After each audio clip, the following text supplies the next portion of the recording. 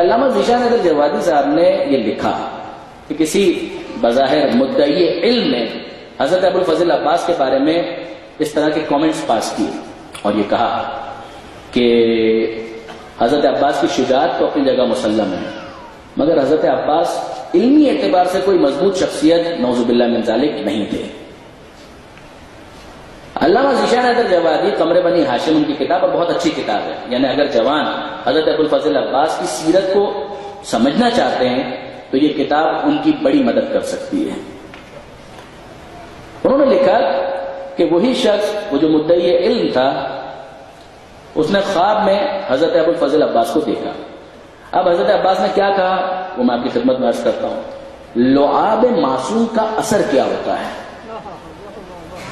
لعاب معصوم کا اثر کیا ہوتا ہے؟ پیغمبر اکرم کا جو کیس ہے امیر المومنین تو بہرحال دونوں معصوم ہیں، نہیں آئیے غیر معصوم کی ہم بات کریں، ایک عام انسان کی بات کریں۔ یہ ہمارے 10ویں امام امام علی النقی علیہ الصلوۃ والسلام کا تذکرہ ہے۔ راوی کا نام ہے ابو ہاشم جعفری۔ بہت سی روایات ابو ہاشم جعفری کے ذریعے سے ہمارے 10ویں امام کی ہم تک پہنچی ہیں۔ ابو ہاشم جعفری یہ کہتے ہیں کہ میں نے دیکھا کہ کوئی شخص آیا اور مثلا ہندی زبان میں امام سے گفتگو کرنے لگا، کوئی دوسرا آیا وہ کوئی اور زبان تھی اس میں امام سے گفتگو کرنے لگا اور امام اس کو جواب دیتے رہے، تو اسے بڑی حیرت ہوئی۔ اچھا یہ یاد رکھیے گا کہ حجت خدا کے لیے زبان کبھی بھی رکاوٹ نہیں بن سکتی۔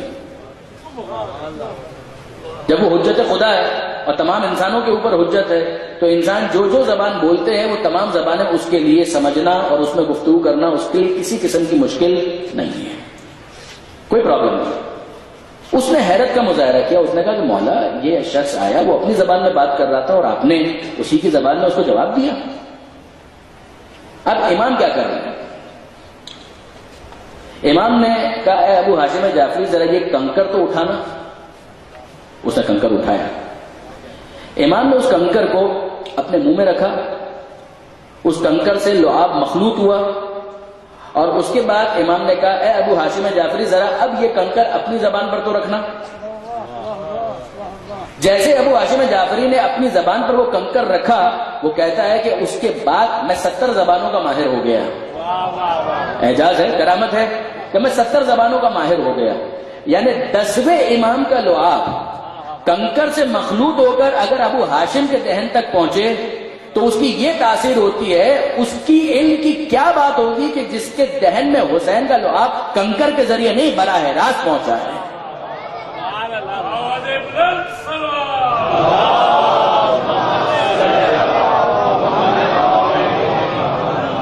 جسے گویا امام نے اپنا علم چسا دیا ہے اس لعاب کے ذریعے سے۔ اور اب آپ غور فرمائیے کہ وہ مدعی علم جس کے خواب میں حضرت عباس آئے تو انہوں نے یہی کہا کہ ذرا اس مسئلے کا جواب تو اس نے کہا یہ بہت مشکل مسئلہ، کہا نہیں تمہیں تو علم کا بڑا دعویٰ ہے، کہا نہیں مولا یہ تو سمجھ میں نہیں آ رہا، کہا کہ ذرا سوچو کہ کئی واسطوں سے ہو کر جو علم تم تک پہنچا تو تم تو صاحب علم بن گئے اور میرے بابا کا علم براہ راست مجھ تک پہنچا اور میرے علم کے بارے میں شک کرتے ہو۔ درود بھیجیے گا محمد و آل محمد پر۔ اب برادران عزیز ذرا آئیے اس خطبے کی طرف جو حضرت ابوالفضل عباس نے ارشاد فرمایا، اور کب ارشاد فرمایا؟ جب امام مظلوم اپنے قافلے کے ساتھ مکہ چھوڑ کر جا رہے تھے، ترویہ کا دن 8 ذی الحجہ کا دن۔ یہ ایک صفحے کا خطبہ ہے، جو کتاب اس وقت میرے ہاتھ میں ہے یہ علامہ طالب جوہری صاحب کی حدیث کربلا، اور اس کتاب کے اندر عنوان ہے خطیب مکہ،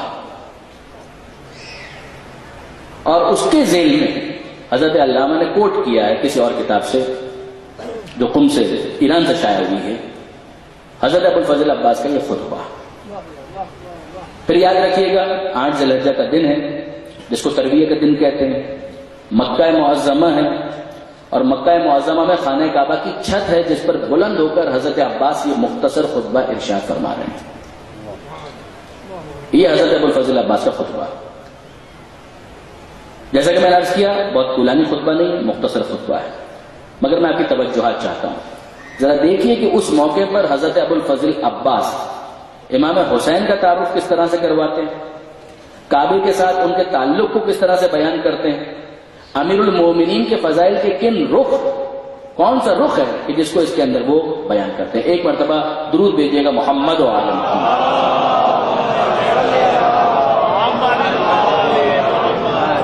فرماتے ہیں بسم اللہ الرحمن الرحیم، شروع اللہ کے نام سے جو رحمان ہے رحیم ہے۔ الحمدللہ الذی، تمام ہم تعریفیں اس خدا کے لیے، خانہ کعبہ کی چھت پر کھڑے ہیں، فرماتے ہیں تمام تعریفیں اس اللہ کے لیے کہ شرف ھذا بقدوم ابیہ، کہ جس نے اس خانہ کعبہ کو حسین کے بابا کے قدموں سے عظمت عطا کی۔ شرف ھذا، اس کے شرف میں اضافہ کیا بقدوم ابیہ، علی کی ولادت خانہ کعبہ میں ہونا یہ علی کی فضیلت ہے یا خانہ کعبہ کی فضیلت ہے؟ فرماتے ہیں شرف ھذا بقدوم ابیہ، من کان بالامس بیتن، جو کل تک فقط گھر تھا، اصبح قبلتن، وہ اس کے بعد قبلہ قرار پایا۔ ایھا الکفرۃ الفجرہ، اے انکار کرنے والوں، اے فاجروں، تصدون طریق البیت الامام البررہ، تم نیکی کے امام کی راہ میں رکاوٹ بنتے ہو کہ وہ اس عبادت حج کو انجام نہ دے سکے، تم اس کی راہ میں رکاوٹ بن رہے ہو۔ من ہوا احق بہ من سائر البریہ ومن ہوا ادنی بہ، ساری دنیا میں کون ہے جو ان سے زیادہ کعبے کا مستحق اور ان سے زیادہ اس سے قریب ہو؟ اگر اللہ کی واضح حکمتیں، بلند اسرار اور امتحان خلق درمیان میں نہ ہوتے تو حسین کے قریب جانے سے پہلے کعبہ ان کے پاس اڑ کے آ جاتا۔ لوگ حجر اسود کو چومتے ہیں اور حجر اسود ان کے ہاتھوں کو بوسہ دیتا ہے۔ اگر میرے آقا کے ارادے اللہ کی مشیت کے پابند نہ ہوتے تو میں تم پر اس طرح سے جھپٹ پڑتا جیسے غضبناک باز اڑتی ہوئی چڑیوں پر جھپٹتا ہے۔ تم کن کو ڈرانا چاہتے ہو؟ کیا تم ان لوگوں کو ڈرانا چاہتے ہو جو بچپنے میں موت سے کھیلا کرتے ہیں؟ بڑے ہو کر وہ کیسے ہوں گے اس کا اندازہ خود کر لو۔ دوسروں کے ساتھ خود میں اپنے آپ کو اپنے عزیز ترین رفقا کے ساتھ مخلوقات کے اس سید و سردار پر فدا کرنے کا تہیہ کر چکا ہوں۔ پھر فرماتے ہیں ہیہات، افسوس، دیکھو اور پھر دیکھو، غور کرو، شراب خور کون ہے اور حوض کوثر کا مالک کون ہے؟ ایک طرف یزید ہے جو شرابی ہے، فاسق ہے، فاجر ہے، اور ایک طرف حسین ہے جو ساقی کوثر کے وارث ہیں۔ وہ کون ہے کہ جس کے گھر میں بدمس مغنی ہے، اور وہ کون ہے جن کے گھر میں وحی قرآن کا بصیرہ ہے؟ وہ کون ہے جس کے گھر میں لہو و نجاست کا پڑاؤ ہے، اور وہ کون ہے جس کے گھر میں تطہیر اور آیت کا قیام ہے؟ تم اسی دھوکے میں مبتلا ہو جس میں قریش مبتلا تھے، یعنی یہ جس دھوکے میں تم مبتلا ہو اسی دھوکے میں قریش بھی مبتلا تھے۔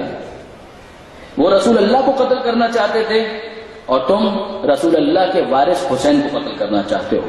یاد رکھو، جب تک علی زندہ رہے کوئی رسول کو قتل نہ کر سکا، جب تک میں زندہ ہوں کوئی حسین کو قتل نہیں کر سکتا۔ کس کی مجال ہے کہ حسین کو نقصان پہنچا سکے؟ اور اگر تم حسین کو نقصان پہنچانا چاہتے ہو میں تمہیں بتاتا ہوں، آؤ اور آگے بڑھ کر پہلے میری گردن پر وار کرو، جب تک میں زندہ ہوں تمہارے لیے ممکن نہیں ہو سکتا۔ فرماتے ہیں کہ اللہ تمہیں تمہارے مقصود تک نہ پہنچائے، تمہیں اور تمہاری اولاد کو پراگندہ اور منتشر کر دے، اور تمہیں اور تمہارے اجداد کو اپنی رحمتوں سے دور کر دے۔ یہ حضرت ابوالفضل عباس کا وہ خطبہ ہے کہ جو انہوں نے ارشاد فرمایا۔ اب برادران عزیز، اسی کے ذیل میں انسان اپنا جائزہ خود بھی لے سکتا ہے کہ اگر وہ حسینی بننا چاہتا ہے تو اس کے گھر کو کیسا ہونا چاہیے۔ یزید کے گھر میں لاہو لہب کا ڈیرا ہے، یزید کے گھر میں گانے بجانے کی آواز آتی ہے، حسین کے گھر میں قرآن کی آواز آتی ہے، تو حسینیوں کے گھر میں بھی قرآن ہی کی آواز آنی چاہیے۔ حسینیوں کے گھر میں بھی وہی بلند کردار ہونا چاہیے جو حسین کے گھر کے اندر ہوا کرتا تھا۔ جب ہم اس تہذیب کے امانت ہیں اور اس تہذیب کے وارث ہونے کے دعوے دار ہیں تو اس تہذیب کے اثرات بھی ہمارے گھروں کے اندر نظر آنے چاہیے۔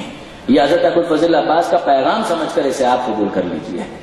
برادران عزیز، اب آئیے ذرا دیکھیں کہ حضرت عباس کا جناب سیدہ کے ساتھ کیا تعلق ہے، تاکہ مسائل کے جملے بیان کرنا میرے لیے آسان ہو جائے۔ اگر بظاہر انسان دیکھے تو کیا تعلق ہو سکتا ہے؟ فاطمہ زہرا وہ ہیں کہ جن کی شہادت 11 ہجری میں ہوئی ہے، عباس علمدار کی ولادت ہوئی ہے 26 ہجری میں، تو کتنا فاصلہ ہے۔ مگر جناب سیدہ کا اگر کوئی تعلق نہ ہوتا تو جناب زینب کی کیوں کہتی؟ دیکھیے جب حضرت ابو الفضل عباس کی ولادت ہوئی ہے اور جناب ابو الفضل عباس نے بھی بالکل اسی طریقے سے، ام البنین پریشان ہے کہ یہ بچہ آنکھیں نہیں کھولتا۔ امیر المومنین قریب آئے اور کہا کہ اے ام البنین کیوں پریشان ہے؟ کہا یہ بچہ آنکھیں نہیں کھول رہا۔ کہ لاؤ مجھے معلوم ہے کہ یہ آنکھیں کب کھولے گا۔ حسین کو بلاؤ۔ حسین قریب آئے، کہا بیٹا حسین یہ تحفہ میری طرف سے تمہارے لیے ہے۔ بعض علماء یہ کہتے ہیں اس موقع پر کہ حضرت ابو الفضل عباس ابھی آغوش میں نہیں آئے تھے، اپنے ہاتھوں کو پہلے بڑھا دیا، گویا یہ کہہ رہے تھے کہ مولا ان ہاتھوں کا تحفہ تو ابھی سے قبول کر لیجیے۔ اس کے بعد جب آغوش حسین میں آئے اور بے اختیار آنکھیں کھول دی، پہلی نظر عباس نے حسین مظلوم کے چہرے پر ڈالی۔ یہ پہلی زیارت ہے عباس علمدار کی۔ اب جناب زینب سن رہی ہیں، حضرت امیر المومنین کہتے ہیں، مولا یہ کہتے ہیں کہ میں اپنے اس بیٹے کا نام عباس رکھتا ہوں۔ جناب زینب نے سنا میرے اس بھائی کا نام عباس ہے، پوچھتی ہیں بابا اس بھائی کا نام عباس ہے؟ کہا کہ ہاں بیٹا اس کا نام عباس ہے۔ کہا کچھ دیر کے لیے ذرا میری آگوش میں تو دیکھیے۔ حضرت ابو الفضل عباس جناب زینب کی آگوش میں آتے ہیں۔ جناب زینب عباس کے کان پر منہ رکھ کر کچھ کہنے لگے۔ مولا سوال کرتے ہیں، اے بیٹی ابھی سے بھائی سے باتیں شروع کر دی؟ کہا نہیں بابا باتیں تو بعد میں بہت ہوں گی، ابھی تو ایک امانت تھی، اس امانت کو میں نے عباس کے سپرد کیا۔ کہا کون سی امانت؟ کہا میری ماں فاطمہ زہرا کی وصیت تھی کہ بیٹی زینب جب تیرا وہ بھائی پیدا ہو جس کا نام عباس ہوگا تو اسے میرا سلام پہنچا دینا۔ بابا ابھی تو میں نے فقط ماں نے جو امانت دی تھی اس امانت کو پہنچایا ہے۔ جناب سیدہ کا اگر تعلق نہ ہوتا تو جناب سیدہ اپنی وصیتوں میں عباس علمدار کو اس طرح سے کیوں یاد کرتی ہے؟ جناب سیدہ نے اپنی زندگی میں کہا میرے 2 بیٹے حسن اور حسین، میرا تیسرا بیٹا وہ عباس جو بعد میں پیدا ہوگا۔ اور اس بات کا جناب ام البنین کو بھی احساس تھا اور پورا احساس تھا۔ دیکھیے برادران عزیز، مروان دشمن اہل بیت ہے، نہ مدینے کا رہنے والا ہے، وہ یہ بیان کرتا ہے کہ میں نے دیکھا، میں مدینہ منورہ آیا ہوا تھا، میں نے دیکھا کہ محلہ بنی ہاشم ایک دروازہ کھلتا ہے، ایک ضعیفہ باہر آتی ہیں، ہاتھ میں عصا ہے، وہ جنت البقیع میں تشریف لاتی ہیں اور جنت البقیع میں وہ قبر جو جناب سیدہ سے منسوب ہے وہاں پر اپنے آپ کو گراتی ہیں اور کہتی ہیں اے شہزادی فاطمہ میں آپ کو آپ کے بیٹے عباس کا پرسہ دیتی ہوں۔ مدینے کا ایک شخص وہیں سے گزر رہا تھا، مروان کہتا ہے اس شخص کو مخاطب کر کے، نہ میں مدینے کا ہوں نہ میرا بنی ہاشم سے کوئی تعلق ہے، میں غیر ہوں، مگر میں بھی یہ بات جانتا ہوں کہ عباس فاطمہ زہرا کے بیٹے تو نہیں ہیں، زہرا کے بیٹے تو نہیں ہیں، تو یہ خاتون جو بنی ہاشم کے محلے سے آ رہی ہیں، کیا ان کو نہیں پتا کہ یہ فاطمہ زہرا کے بیٹے نہیں ہیں بلکہ ام البنین کے بیٹے ہیں؟ وہ مدینے کا رہنے والا آنسوؤں پر قابو نہ رکھ پایا۔ اس نے کہا مروان تو نہیں جانتا کہ یہ خاتون جو یہ بات کہہ رہی ہیں یہی ام البنین ہے، یہی یہ جملہ کہہ رہی ہیں کہ شہزادی میں آپ کو آپ کے بیٹے فاطمہ زہرا، میں آپ کو آپ کے بیٹے عباس کا پرسہ دینے کے لیے آئی ہوں۔ اس لیے کہ سیدہ نے عباس کو اپنی طرف منسوب کیا ہے۔ اور اس کے بعد جناب ام البنین کے وہ بہن ہیں کہ وہاں پر وہ اپنے بیٹے عباس کو مخاطب کر کے کہتی ہیں اے بیٹا عباس یہ لوگ مجھے پرسہ دیتے ہیں اور کہتے ہیں کہ تو مارا گیا، تیری ماں کو یقین نہیں آتا، میں نے تجھے پالا ہے، میں جانتی ہوں کہ تو کیا، کون تجھے قتل کر سکتا ہے، کس کی یہ مجال ہے کہ تجھے قتل کر دے؟ ہاں تیری ماں کو اس وقت یقین آتا ہے کہ تو مارا گیا جب وہ یہ سنتی ہے کہ سکینہ کو تماچے لگے، پھر مجھے یقین آ جاتا ہے کہ ہاں واقعا اگر تو ہوتا تو کس کی مجال تھی کہ سکینہ کو تماچے مارے۔ اور مجھے اور زیادہ یقین آ جاتا ہے جب میں سنتی ہوں کہ زینب کی چادر چھینی گئی، اگر تو موجود ہوتا تو کس کی یہ مجال تھی؟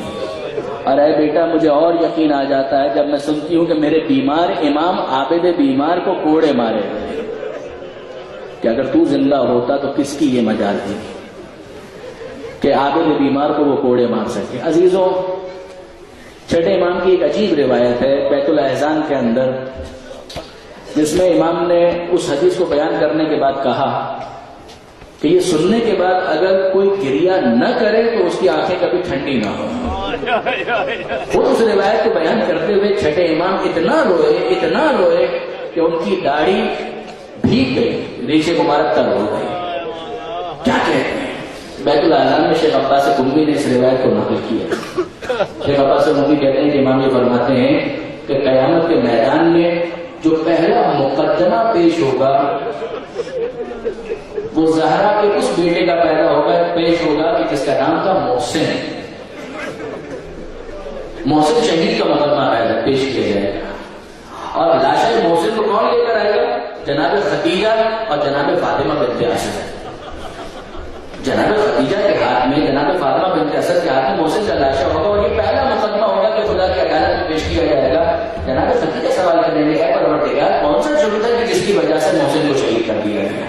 جناب فاطمہ بنت اسد کہیں گی اے پروردگار مجھے انصاف چاہیے، مجھے اس بچے کے حوالے سے انصاف چاہیے، یہ پہلا مقدمہ ہوگا جو خدا کی بارگاہ میں پیش کیا جائے گا۔ آپ کے ذہن میں یہ سوال آنا چاہیے کہ محسن کا لاشا جناب خدیجہ کے ہاتھ میں کیوں ہوگا؟ محسن کا لاشا جناب فاطمہ بنت اسد کے ہاتھ میں کیوں ہوگا؟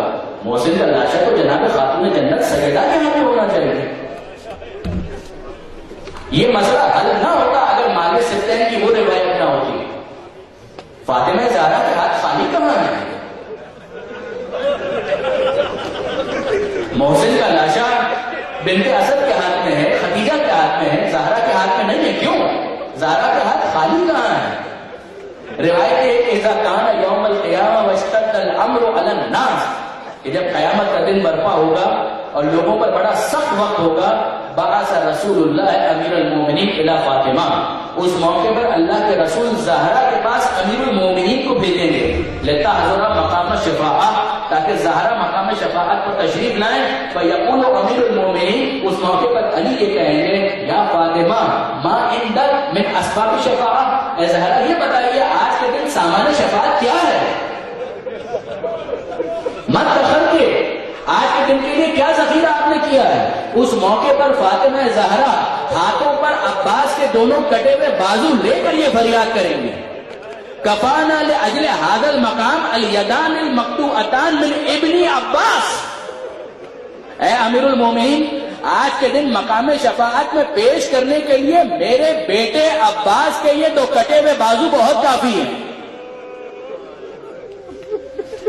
جناب سیدہ کہتی ہے میرا بیٹا عباس، میرا بیٹا عباس۔ اور اب برادران عزیز ذرا غور فرمائیے کہ جب جناب سیدہ کے ساتھ یہ تعلق ہے تو جناب سکینہ کے ساتھ کیا تعلق ہے؟ سکینہ کے دل کی ڈھارس عباس ہے، اور یہی وجہ ہے کہ جناب سکینہ حضرت ابوالفضل عباس کو کہتی ہے کہ اے چچا جان، آپ جانتے ہیں کہ صبح سے حضرت عباس نے کئی مرتبہ کوشش کی عاشور کے دن کہ آقا مجھے اجازت دیجئے کہ میں میدان میں جا کر اپنی قربانی پیش کروں، اور ہمیشہ امام مظلوم نے یہی کہا کہ عباس تم تو میرے لشکر کے علمدار ہو، تو میں تمہیں کیسے اجازت دے سکتا ہوں؟ اور عباس خاموش ہو جاتے ہیں۔ عباس پر اصرار نہیں کرتے، پھر تھوڑے وقت گزرتا ہے اور حضرت عباس آ کر کہتے ہیں مولا اب مجھے اجازت دیجئے، اور امام یہی کہتے ہیں عباس تم میرے لشکر کے علمدار ہو، میں تمہیں کیسے اجازت دوں؟ یہاں تک کہ وہ وقت آیا کہ عباس علمدار یہ کہتے ہیں کہ مولا اب میرے وہ سپاہی کہاں رہے، وہ میرا لشکر کہاں رہا کہ میں جس کا علمبردار تھا؟ میرے سپاہی حوض کوثر کے پاس میرا انتظار کر رہے ہیں، آقا مجھے اجازت دیجئے کہ میں میدان میں جاؤں۔ اور امام مظلوم پھر بھی اجازت نہیں دیتے۔ یہ وہ وقت ہے کہ جب جناب سکینہ کی فریاد عباس کے کانوں تک پہنچتی ہے۔ عباس دیکھ رہے ہیں کہ جناب سکینہ بچوں کے ساتھ اپنی پیاس کا اس طرح سے اظہار کرتی ہیں، کہتی ہیں اے چچا عباس اب 3 سال کی بچی اپنی معصومیت میں جو کچھ کہے وہ کم ہے۔ کہتی ہیں کہ اے چچا عباس کیا آپ نہیں دیکھ رہے میرے ہونٹ کتنے سوکھے ہوئے ہیں؟ کیا آپ کو نظر نہیں آ رہا کہ میں کتنی پیاسی ہوں؟ اس موقع پر عباس کہتے ہیں کہ اے بیٹی سکینہ بس مجھے میرے آقا سے اجازت دلا دے، آقا مجھے اجازت نہیں دے رہے، پھر میں تیرے لیے پانی کا انتظام کروں گا۔ سکینہ کہتی ہے بس چچا جان اتنی سی بات، میرے بابا نے کبھی میری کوئی بات نہیں ٹالی، میں ابھی آپ کی سفارش کرتی ہوں۔ اور اب عباس گود میں سکینہ کو اٹھا کر حسین کے قریب آتے ہیں. حسین دور سے دیکھتے ہیں, ایک جملہ عباس سے کہتے ہیں اور ایک جملہ سکینہ سے کہتے ہیں. عباس سے کہتے ہیں جاؤ عباس, اب میں نہیں روکتا, جاؤ پانی کا انتظام کرو. اور جو جملہ سکینہ سے کہا وہ کیا ہے؟ اے سکینہ, ابھی اپنے چچا کی سفارش کر رہی ہے, کچھ دیر کے بعد تجھے تیرا چچا بہت یاد آئے گا. جب تماچے لگیں گے چچا عباس یاد آئے گا, جب تازیانے لگیں گے چچا عباس یاد آئے گا. اے سکینہ, کچھ دیر کے بعد تو اپنے چچا کو بہت یاد کرے گی. سکینہ ابھی بھی اپنی معصومیت میں کچھ سمجھ نہ پائی کہ میرے بابا کیا کہہ رہے ہیں, مگر اب عباس میدان میں جاتے ہیں. اب جیسے ہی میدان میں جانے لگے حسین کہتے ہیں عباس, تم نے زینب سے اجازت لی؟ جاؤ اور جا کر زینب سے اجازت لو. حضرت ابوالفضل عباس آئے جناب زینب کے خیمے میں اور آ کر اجازت لینا چاہتے ہیں. جناب زینب کہتے ہیں عباس ایک حدیث تو سنتے جاؤ, میرے بابا نے مجھ سے ایک بات کہی تھی. حضرت ابوالفضل عباس خاموشی کے ساتھ سن رہے ہیں. جی شہزادی فرمائیے. کہا میرے بابا نے کہا تھا اے زینب میں کہ جہاں بڑے آرام سے ایک وقت ایسا آئے گا کہ جب اسی کوفے کے اندر اس طرح سے لایا جائے گا کہ تیرے بازوؤں میں رسی بندھی ہوئی ہوگی. اے عباس, میرے بابا نے جب کہا تھا تو مجھے یقین تھا کہ ایسا ہونا تو ہے, مگر جب میرے بھائیوں کی تعداد بڑھتی چلی گئی اور جب تجھ جیسا بھائی پیدا ہوا تو میں سوچا کرتی تھی کہ اگر کسی کا کوئی ایک بھائی بھی ہو تو کوئی اس کی طرف نظر اٹھا کر نہیں دیکھ سکتا. میرا تجھ جیسا بھائی موجود ہے تو کس کی مجال ہے کہ میرے بازوؤں میں رسی باندھے. مگر آج جب عباس تم جا رہے ہو تو مجھے یقین آ گیا کہ وہ وقت بہت قریب ہے جب زینب کے بازوؤں میں رسی باندھی جائے گی. مگر جاؤ, اسلام پر تمہیں قربان کرتی ہوں. عباس چلے میدان میں اور اب بچوں کا کیا عالم ہے. سکینہ تمام بچوں کے ساتھ خیموں سے باہر آ چکی ہے, کوزے سنبھالے ہوئے ہیں, اور سکینہ یہ کہہ رہی ہیں بچوں پریشان مت ہو, میرا چچا وعدہ کر کے گیا ہے کچھ دیر میں پانی آنے والا ہے.